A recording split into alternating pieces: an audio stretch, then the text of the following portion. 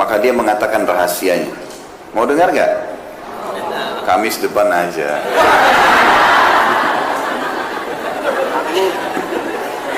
Saya mau sampaikan sekarang tapi diamalkan. Janji. Allah jadi saksi. Dan termasuk teman-teman cara di poin kedua ini, cara untuk mempertahankan nikmat. Setiap kali antum mendapatkan nikmat, kalau mau selalu ya grafiknya itu naik terus nikmat itu, maka ingat di setiap nikmat itu ada haknya Allah Subhanahu Wa Taala. Keluarkan di jalan Allah. Ya. Keluarkan jalan Allah. Berapapun nilainya. Misal Allah Subhanahu Wa Taala berikan kepada kita handphone baru. Mau bagus beli handphone lagi yang lain, kasih juga orang susah. Walaupun nilainya mungkin belum bisa mencapai sama. Kita beli baju sebagai tanda syukur, kita berikan juga baju kepada orang yang baru. Kita makan di restoran enak, beli porsi yang sama, kasih juga kepada orang susah. Kasih tukang parkir, kasih orang susah. Porsi yang sama. Itu nanti grafik nikmatnya selalu naik, nggak akan turun.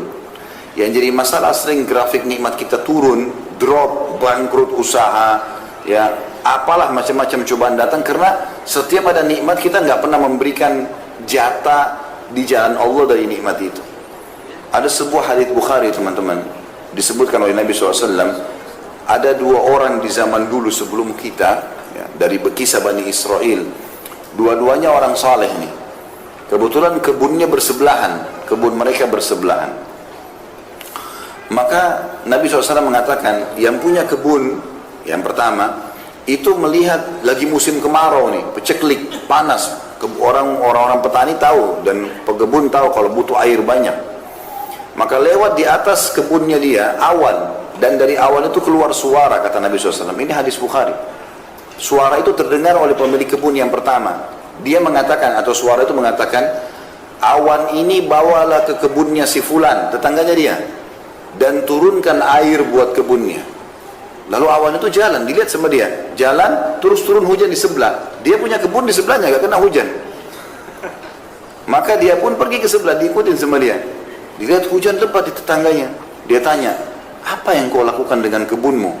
Sampai tadi saya dengar suara dari awan ini, hujan disuruh turunkan di kebunmu, yang lain tidak kena hujan, cuma dia saja. Maka dia mengatakan rahasianya. Mau dengar gak? Kamis depan aja.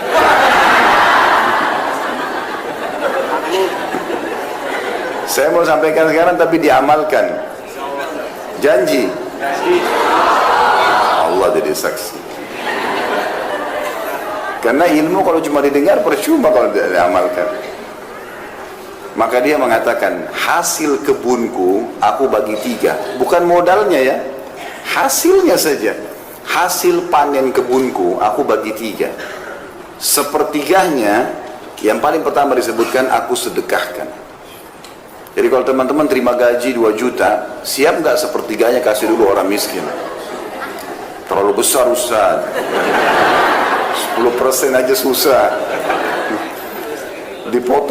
Dipotong saja untuk sedekah 2,5% susah gitu. Apalagi mau sepertiga. Sepertiganya paling pertama saya sedekahkan dulu, langsung di jalan Allah. Sepertiganya saya kembalikan ke modal usaha saya, sepertiganya saya pakai untuk biaya keluarga saya. Karena dia bagi 3 begitu, dia tahu semua nikmat ada hak Allah itu, berapapun yang dia bisa keluarkan, maka Allah SWT berikan hujan di waktu musim peceklik. Dan ini grafiknya teman-teman, ini rahasianya grafiknya naik. Yang saya heran ini, kita udah tahu teori syar'i, sedekah itu resep kekayaan. Kenapa masih belum diamalkan? Kadang-kadang kita heran dengan orang tidak mau bersedekah dan masih negosiasi sama syaitan. Tidak boleh negosiasi sama syaitan. Ada orang miskin minta, kayaknya itu anak pinjaman. Dia masih kuat tuh, ya. Dia masih kuat, pura-pura kali. Ya. Apalah, kira-kira apa lagi bisikannya coba? Yang biasa digoda syaitan mana? Yang lucu kita iyakan, oh iya kayaknya. Padahal syaitan targetnya supaya waktu itu tidak dicatat amal sedekahnya. A'udzubillahi minasyaitonirrajim.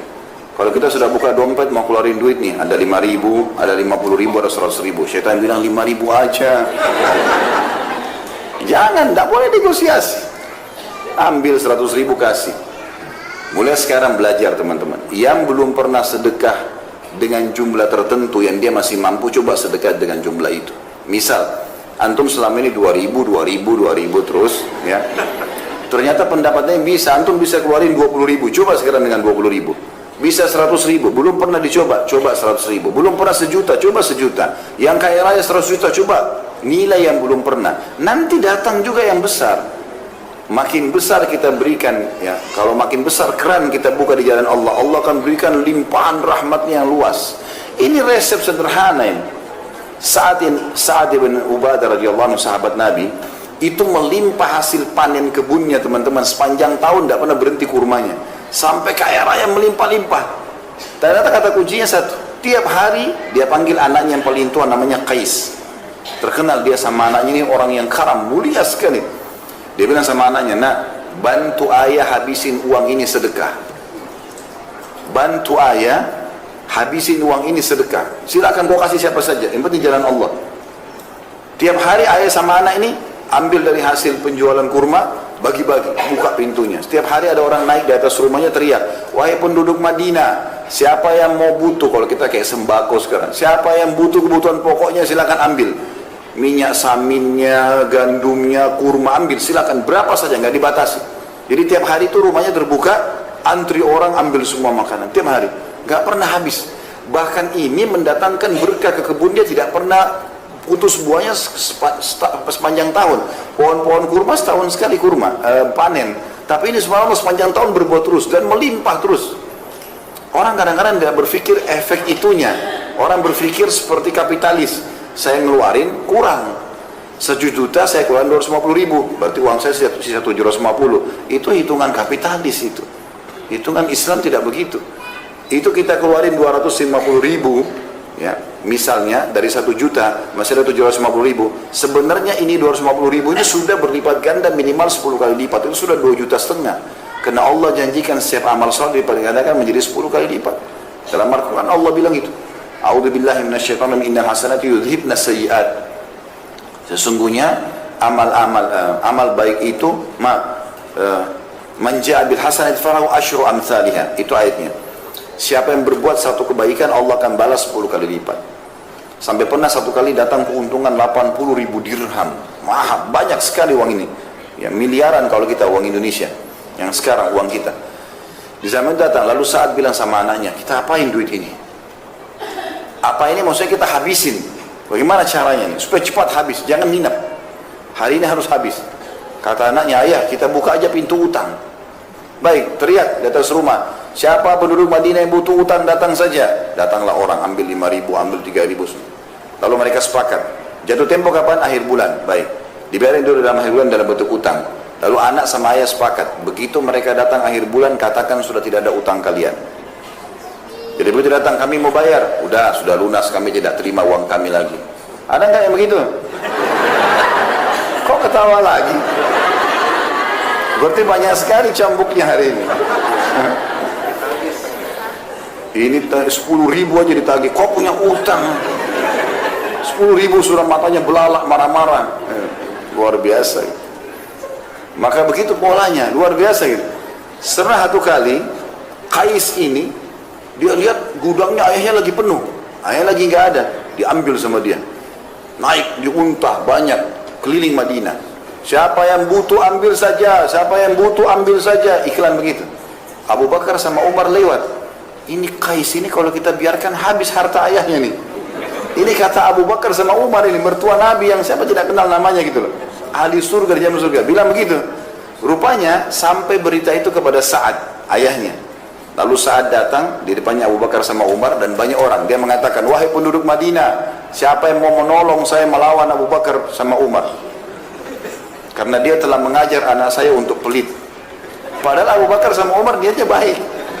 Ini tadi ayahnya belum ada, diambil semua isi gudang, taruh di kuda, di unta, terus dibagi-bagiin. Siapa yang mau ambil, pokoknya ambil. Maka Abu Bakar sama Umar bilang, ini anak habisin hartanya orang tuanya nih kalau begini. Orang tuanya masih nggak ada keluar, gitu kan? Maka ayahnya malah marah kepada Abu Bakar sama Umar. Wahai penduduk Madinah, siapa yang mau tolong saya lawan Abu Bakar sama Umar nih? Ngajarin anak saya pelit. Ada nggak orang tua begitu sekarang? Anaknya bawa kertas infak sekolah, Ibu ayah infak sholat, anti aja nak. Infak 5.000, 10.000, tidak mau, bakhil. Bagaimana mau kaya ini? Pelitnya luar biasa. Ini tidak boleh ada ini. Mau diterapkan nggak resepnya nih? Coba panitia masjid sebentar lihat sunduk ya. Bertambah nggak? Kalau enggak berarti bohong. Ini lewat sunduk 2.000. Minta sama Allah kesehatan, keturunan, selamat dari surga, selamat masuk surga, selamat dari neraka. 2.000. Bagaimana bisa? Wahai muslimin yang bakhil, ini penyakit jiwa, nggak boleh bakhil. Begitu kata Nabi SAW itu. Ada sahabat datang, orang-orang Badui, lalu ditanya oleh Nabi SAW, siapa pemimpin kalian? Disebut namanya, si Fulan. Kata Nabi SAW, bagaimana dia? Ya Rasulullah berwibawa, tapi bakhil. Perhitungan sekali, kepala suku tapi perhitungan, tidak loyal sama warganya gitu. Lalu kata Nabi SAW, penyakit apa yang lebih berat daripada bukhul? Penyakit jiwa itu. Bakhil. Ada orang bakhil sama dirinya sendiri. Kopiahnya sudah sobek, nggak diganti. Mau kena 2 tahun, kotor, nggak dicuci. Kenapa ini? Sejadah robek-robek. Kenapa? Masjid dekat rumah rusak, nggak ada andilnya sama sekali. Dirinya sendiri dia bakhil. Ada orang begitu. Pergi umrah mampu, cari travel yang paling murah. Biar jauh dari Masjid Haram. Kenapa? Diri sendiri bakhil. Kalau belum beli bisnis kelas, pakai hotel bintang 5, bayar, Allah ganti. Allah ganti, sudah ibadahnya enak, hotel bintang 5, busnya bagus, bisnis kelas diganti lagi lipat-lipat. Kenapa bakhil? Benar nggak ini? Allah jadi saksi loh. Saya sudah sampaikan. Ilmu harus diterapkan. Jadi resep sederhana ini harus diamalkan. Nikmat kalau mau grafiknya naik, sering bersedekah. Ini resep luar biasa ini. Para sahabat dengar kisah-kisahnya di YouTube. Di YouTube itu sudah banyak ceramah saya tentang Abdurrahman bin Auf, Abu Bakar bin Abu Bakar radhiyallahu anhum ajma'in, kemudian Sa'ad bin Abi Waqqas dan banyak yang lain. Kaya raya. Kata kuncinya satu, sedekah. Sedekah terus. Tidak ada hari kemudian mereka bersedekah. Itu selalu dikerjakan. Maka ini harus poin. Dan beda teman-teman orang yang bersedekah. Orang yang bersedekah dengan cara dia yang mencari sumber orang yang mau menerima sedekah, dengan dia menunggu siapa yang minta sedekah. Kalau antum nunggu seperti di komplek ini misalnya, dijaga security segala macam, nggak ada orang miskin masuk. Misal contoh, kapan antum sedekah? Keluar pun sudah langsung masuk tol. Kapan mau sedekah kalau nunggu orang? Ya? Maaf ini yang tinggal di komplek ini, saya tidak bermaksud apa-apa. Bicara secara umum, gitu kan? Karena memang kalau kita mau tunggu orang datang baru kita sedekah. Kalau seminggu nggak ada datang, berarti seminggu aku tuh nggak sedekah. Padahal setiap hari kata Nabi SAW dalam hadis Bukhari, Allah turunkan 2 malaikat setiap pagi. Satu mengatakan, ya Allah luaskan, lapangkan rezeki orang yang bersedekah. Yang satu mengatakan, binasakan dia dan hartanya bagi orang yang bakhil. Ini mesti diperhatikan. Maka kita yang jemput bola, keluar, cari mana nih orang yang berbulu uang, sedekahin, dan kita yang mendapatkan manfaat itu. Ya. Ini yang dimaksud dengan poin kedua. Setiap nikmat menimpa, maka untuk mempertahankannya harusnya seseorang itu mengetahui haknya Allah di situ.